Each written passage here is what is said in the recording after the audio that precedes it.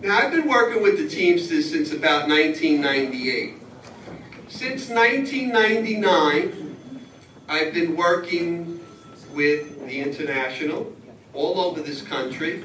I work with a number of locals throughout the New York metropolitan area. Since 1999, I have probably been involved in at least 90% of every IRB investigation that resulted in a charge against the Teamster. I still do investigations that have been initiated by the IRB and then handed off to the Teamsters. So that's what I do, generally. I have been involved in all 4 IRB investigations at this local. The 2 involving Mr. Amori, the 1 involving Joe Vita, and the last one involving Joe Wojciechowski. Okay? I'm the guy who prosecuted the Wojciechowski case, by the way. So I'm not a guy that's particularly loved around this local. However, if there's ever a guy who's qualified to do an investigation, if there's ever a guy whose name's on the short list, it's me.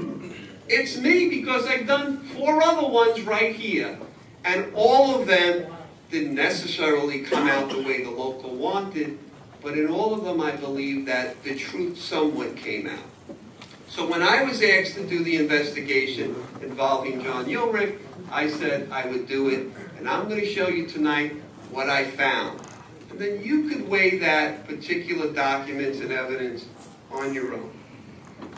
So in January 2016, I was asked to investigate whether or not Mr. Ulrich improperly amended a collective bargaining agreement that the local had with a company called Phoenix Lobo.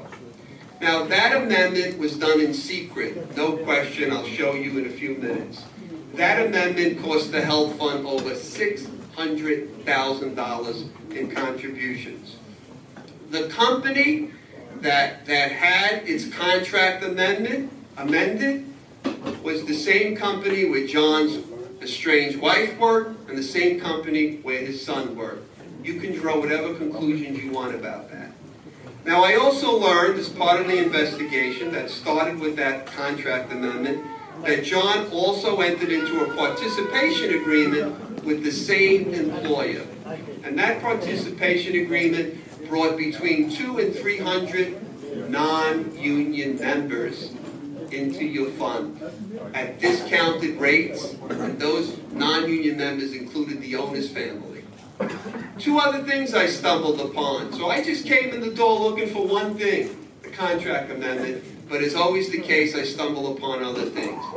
I found out that John was embezzling by using his union credit card, and Ed just gave you one example, which I'll go over many more. The other thing I learned, the 4th thing I learned, was that Mr. Ulrich faked an injury in the summer of 2015. He claimed that he had fell in his house and broke his leg and his ankle. And because he had broken his leg and ankle, he spent the next 4 months on his boat in the Hudson River. Okay? My investigation revealed he didn't break his ankle and he didn't break his leg. He merely decided to take off so he could collect salary on your dime. So let's start. Can you put up charging party 1? There it is. So my investigation revealed that in April 2014, the local entered into a contract with Lobo. You see that number up there? April 2014. All right? And then you'll see Lay Farm Trucking, Windmill, Distributing. That company is all one and of the same. It's known as Phoenix Lobo. That's how I'll refer to it in my presentation tonight. So this contract was entered into. The local approved it. The members who worked there ratified it. It was approved. Now the contract, and we could go through it, but I don't see the point, but down this left-hand side, those are all the pages. The contract's 32 pages long. The contract is extremely well done. It was drafted primarily by an attorney, probably many of you know, Barry Levy, very capable, very smart. And the contract contained a number of things that you should know about. Let me tell you what they are. Like all of your contracts, this contract required Phoenix to make contributions to the health fund. That can be found at charging party 20.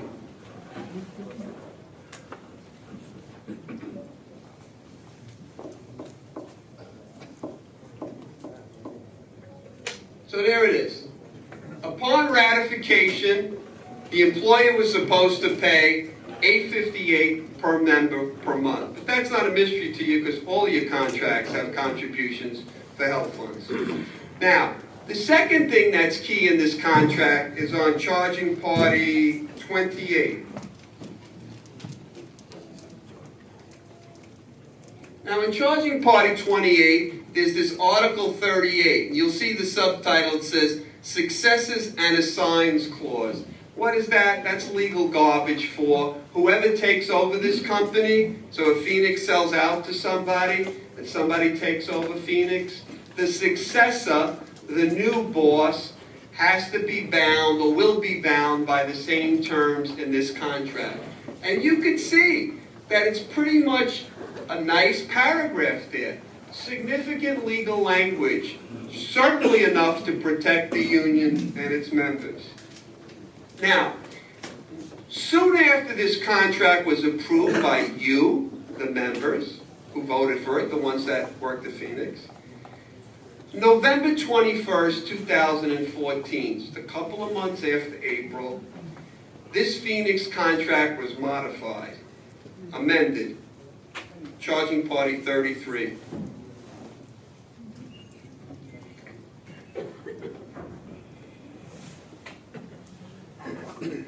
Go to the top. So that's the first page of the amendment. And go to the next page, please, Jim.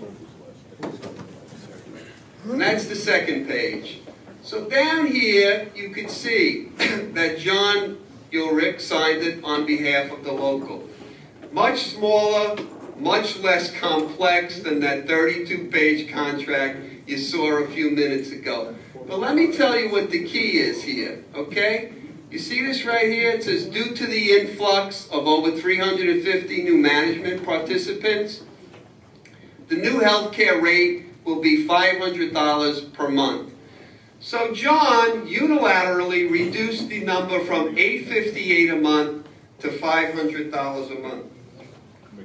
That, in case you're not good at math, is a whopping 42% decrease.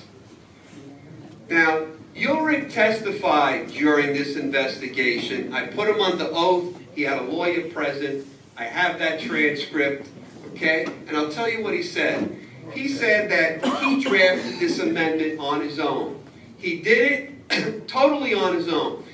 The local's lawyer and the fund's attorney didn't know anything about it. He didn't consult them. They didn't have any input. According to Ulrich, no one approved this amendment before it was signed. Now, Ulrich testified under oath again that he presented it, or that he did not present it, to the executive board, to the health fund trustees, or to the membership. Now, under your bylaws, the membership has to vote to approve a modification of a collective bargaining agreement. Now, Ulrich testified, although he never presented it to the E-Board, he said he informed the local's president, Ed Weber, about it.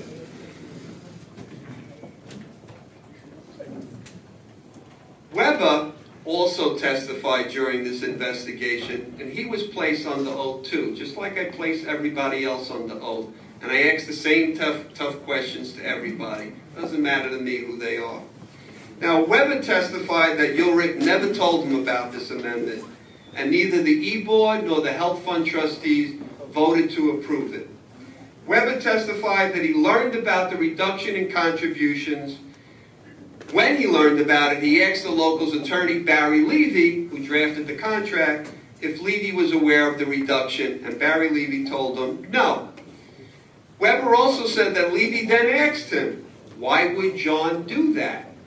So even Barry Levy was baffled. Now, Ulrich testified that he amended the Phoenix contract and lowered the benefits to secure the successes and assigns clause and to save jobs. But I just showed you that the successors and assigns clause is already in the original contract. So why would you need to amend it? And even if you wanted to amend it, show me where in the agreement you have better language. It's not in there because it doesn't exist. Black and white, your own two eyes, you can see it. Okay? Now, I also deposed Andre Gonzalez. If you don't know who he is, he's a guy who does audits for the health fund. So he determines, if the health fund is owes money. Now, Andre testified that in August 2015, he noticed something strange during his audit. He noticed the contributions had been reduced from $858 to $500. Gonzalez said that he called Ed Weber to have a conversation with him, and he said based on his conversation with Ed Weber, Ed clearly didn't know about the reduction. Later in August, Gonzalez said he had a conversation with Ed at a delinquency meeting of the health fund, and that during that conversation, Weber instructed him to go after Phoenix for the full amount, the $858. According to Gonzalez, and this is key, guys, the change in that contribution rate cost your health fund $606,784 in 1 year. That's a whopping more than $500,000. Now, during his deposition, Ulrich claimed that Weber and others at the local knew about the amendment. I submit to you that his own emails show you that isn't the case. 35, please.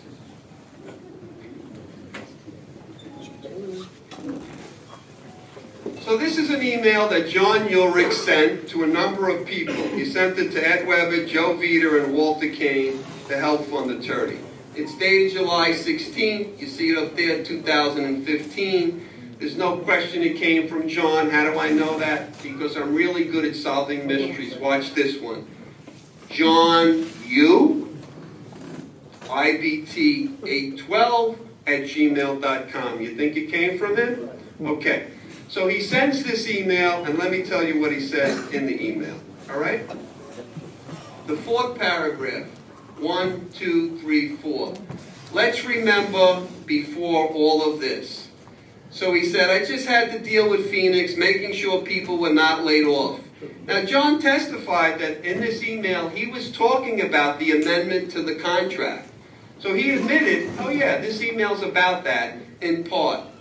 Now, here's the key. The key is at the end of this, he says, no one else got involved. You see that? No one else got involved. So how could people have known if no one else got involved?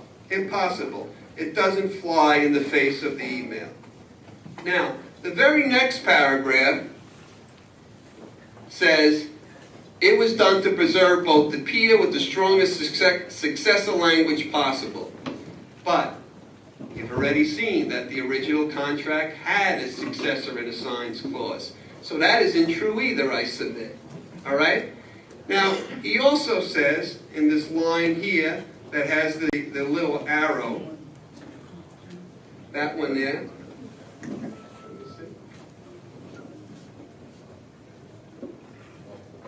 Here it is.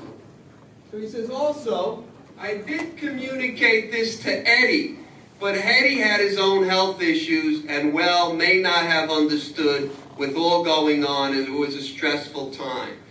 So even he kind of backs off his statement that Eddie knew. He says, well, I told Eddie, but Eddie may not have understood. Now, during the investigation, I also learned that second part I told you about in the beginning, that John also entered into a participation agreement with the same employer. Can you pull up charging party 37?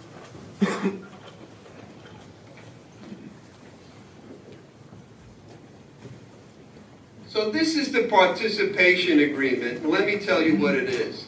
It was done on June 1st, 2015, and it was done again with the same employer whose contract was amended, Phoenix.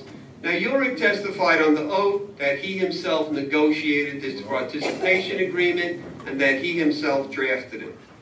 According to Ulrich, this participation agreement brought management and non-union personnel into your health fund. When Ulrich was asked if the agreement was ever presented to the health fund trustees, he said he couldn't recall. Ulrich testified, however, that the executive board was apprised of this agreement, but he didn't know if the discussion was on the record. The reason he said that, gentlemen, is because he knew that I would pull the minutes. And I did pull the minutes, and none of the minutes reflected any discussion about this participation agreement because it was never approved by the executive board or the health fund. Now, this agreement added, according to Ulrich, 200 people to the health fund.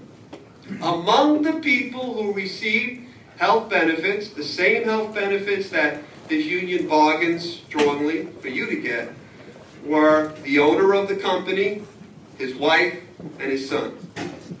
Now, I told you before that Ulrich's estranged wife worked for the company. She was also covered under the agreement.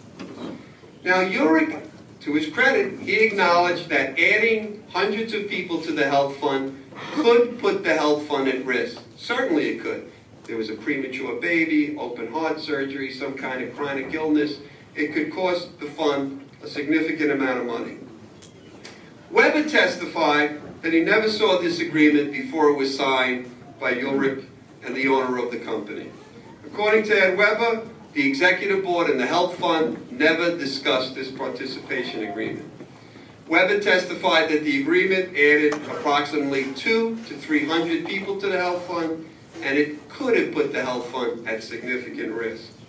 Now, according to Ed Weber, people added to the health fund paid $500 per month for benefits, as opposed to the $858 that was in the original collective bargaining agreement. Mr. Weber said that $500 was significantly less than the rates charged in the industry for health care for this kind of coverage, which ranged from between $850 to $1,100 a month. I then started broadening my investigation, and I began to look at Ulrich's charges on his union credit card. Now, why do I say that? Probably in 70% of all the investigations I do in the country, if there's a problem, it's usually tied to the union office's credit card. So it was a natural place for me to look. And by the way, I wouldn't have looked. I would not have looked and wasted my time if I didn't find other stuff. It was the other stuff and the knowledge about the Home Depot receipt that triggered my curiosity. So the evidence that I found revealed that between November 2013 and December 2015, Ulrich caused the union to pay personal expenses on his union credit card. Why don't we pull up Charging Party 40?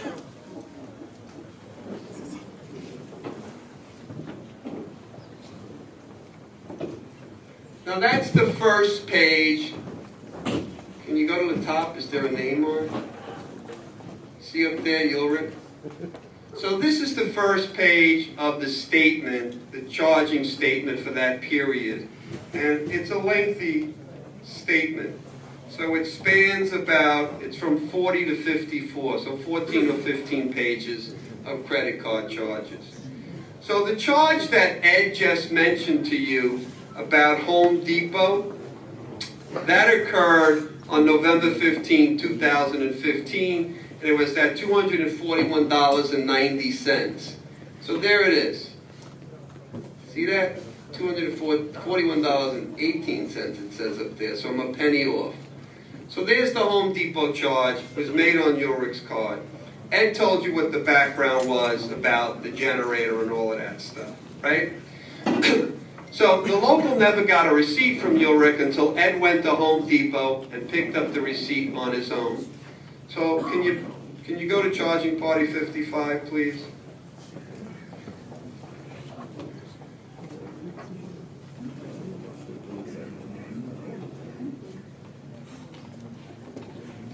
So this is the check.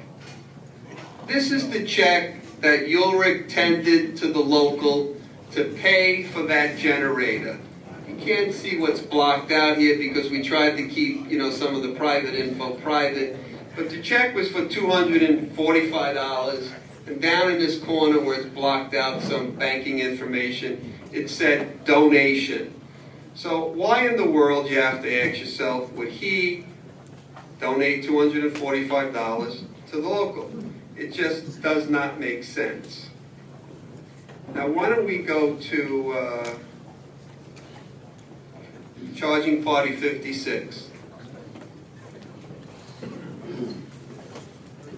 So that's the receipt. Can you pull it up a little more, Jim? You can't see it, but if you want to see it in person, I have a hard copy. You can come up afterwards. But listen, I've looked at this receipt 100 times. I can tell you that there's no generator on this receipt. But let me tell you what is on the receipt, and I'll tell you why you need to know. So this receipt has a bunch of charges for light switch plates, screws, joint compound, dimmer switches, shelf brackets, a glass fitter, whatever that is, I don't know. So why do I bring that up? Because part of my investigation, I look at people's social media accounts, because that's where they tell the whole world about their private lives, okay? So on Ulrich's social media account, there were pictures. Why don't we pull up those pictures? Charging party 58. There's 1, 59. There's 2, 60. There's 3. So let me tell you what these pictures are, because I asked about them and Ulrich confirmed. These are pictures that show he was renovating bathrooms in Kimberly Lenz's house. And he said the renovations were ongoing. And as part of renovations, what do you need? Joint compound, light switches, you name it. So he didn't have an explanation as to why everything on the receipt tended to fit right into this perfect picture of that he was renovating bathrooms. Please, why don't you hold off, because you got to hear all the evidence before you make a decision. And whatever your decision is, it has to be personal. You don't have to share it with everyone else publicly. Okay? So Ulrich claimed that he didn't use union funds to buy any of the materials for the bathroom. Here's what he said originally to me, under oath. He testified that he himself used the credit card of the local at Home Depot to purchase the generator. He didn't know when I asked that question that I had the receipt. He thought nobody had the receipt. So when I showed him the receipt, I said, where on the receipt is the generator? I must be missing it. So then he came up with a great excuse. Even I had to say it was a good story. He then said on that particular day, he made 2 purchases. One using the union credit card and a second one for cash. And it just so happened he bought the generator for cash. So it doesn't appear on the union credit card. He didn't explain, though, why he reimbursed the union for the generator and not for all the stuff he used to renovate the bathrooms.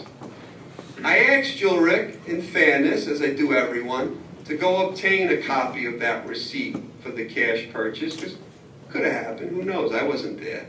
He never produced the receipt. Now let's go to charging party 42.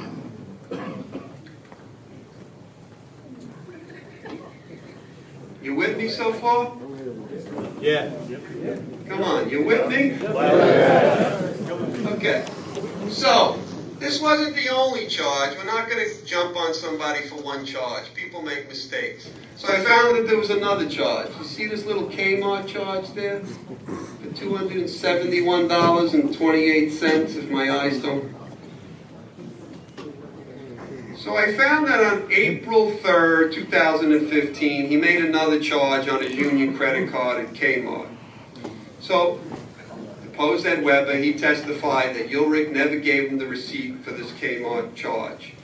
Ed Weber, as he should have done as the supervising officer of the local, asked Weber for a copy of the receipt. And he first asked him what it was for. So Ulrich told Ed Weber that he bought a printer for the Political Action Committee, the PAC. Ed Weber then told John Ulrich, as he should have, that you can't use union funds for any kind of PAC activity. So Weber then told Ulrich to bring him the printer and bring him the receipt. So what happened was, Ulrich did bring Ed Weber something, but he never brought him the receipt. But then let me show you what he did. Charging party 61.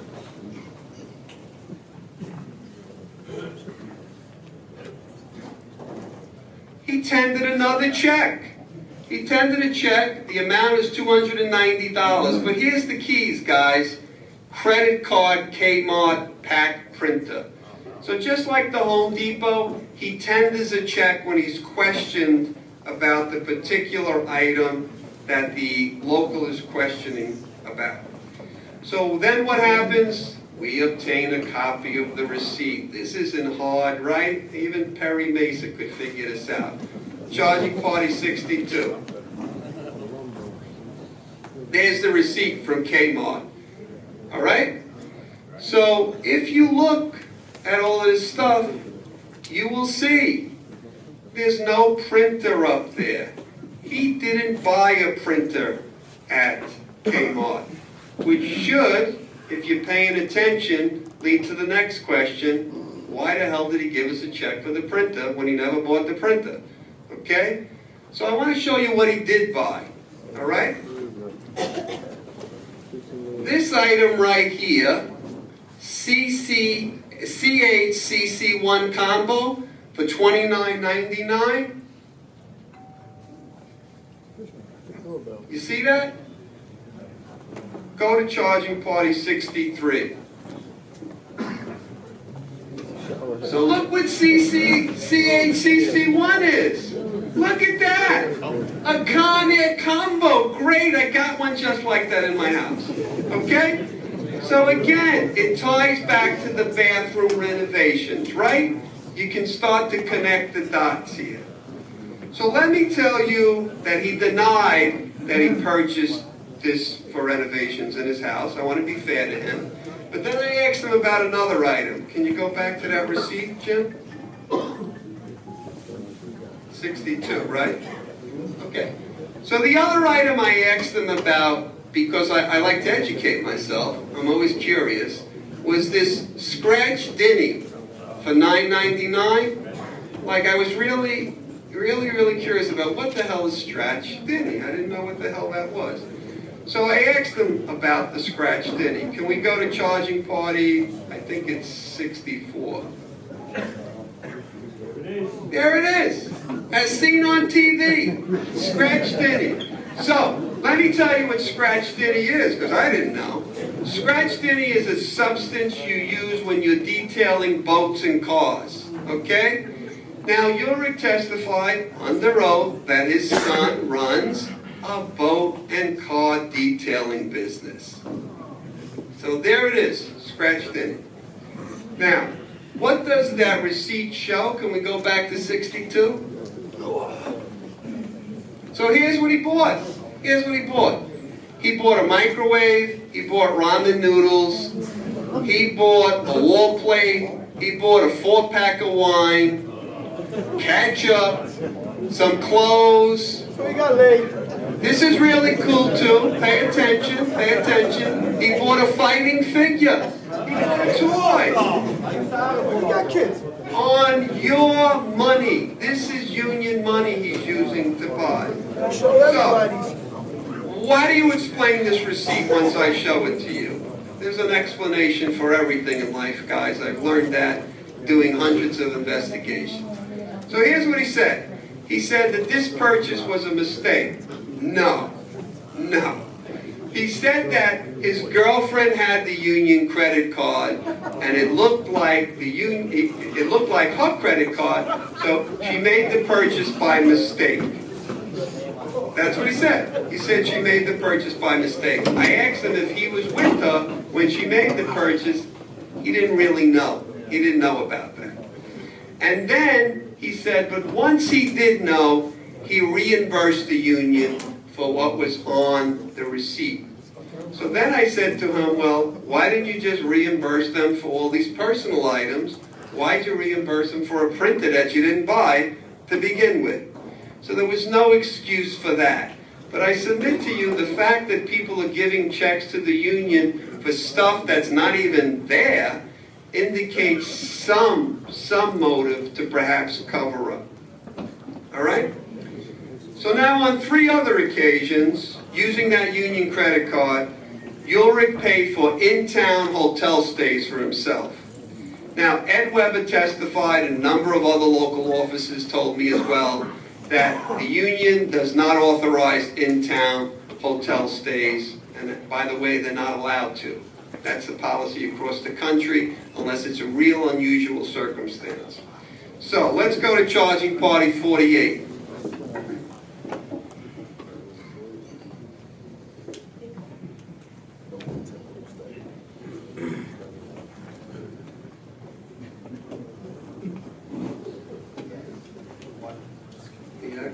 Oh, there it is, okay.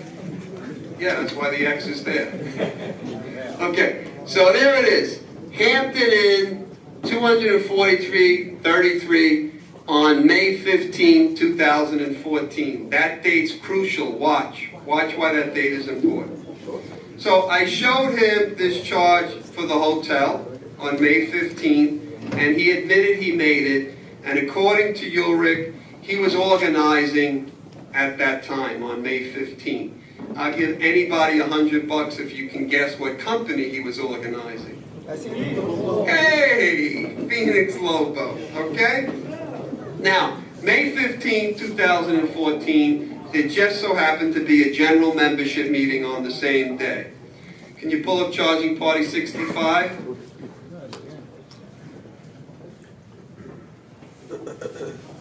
So go to roll call. So there's the roll call of the officers for May 15th. You'll see the date over there, okay?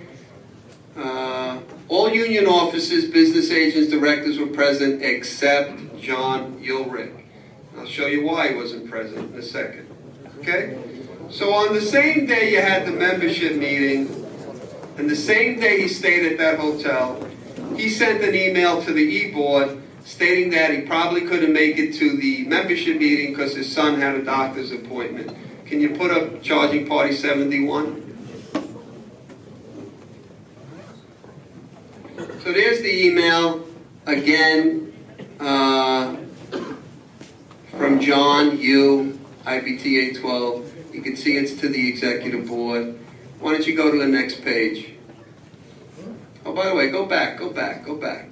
So he says here in the email that his son Matthew has to go to a hand specialist today, the orthopedic, whether he's going to have hand surgery. That's really none of our business, so I don't want to get into that. Go to the next page.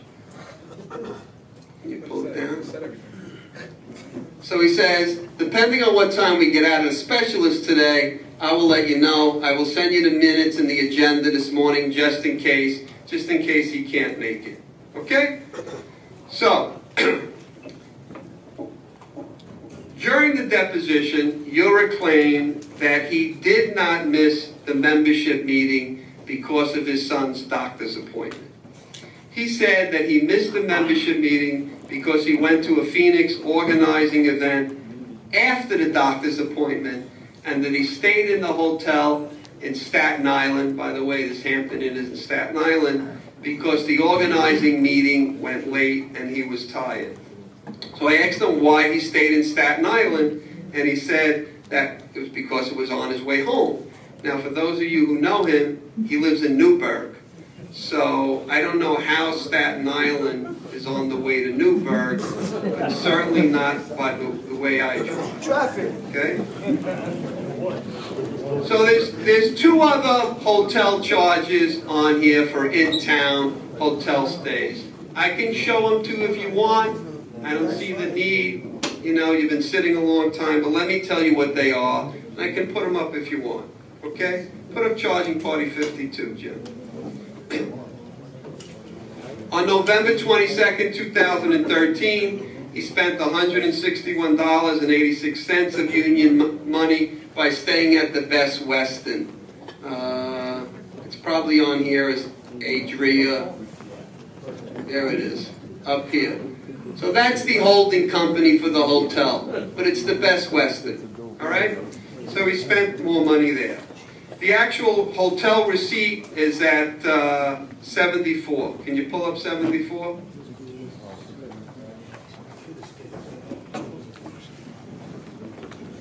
See, Best Western, Bayside, there's the amount. So now you see how I put these things together. I check the charges, I look for the receipts, I draw the dots. So I asked him why he stayed at an in-town hotel. He said because he was involved in organizing, he was tired and he needed to be in the area. There was another charge on December 13, 2013 for $157.23. We're not going to pull that up. But let me tell you what he said.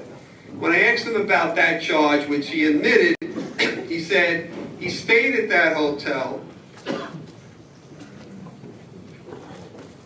on the night of the local's Christmas party because he was intoxicated and didn't want to drive home.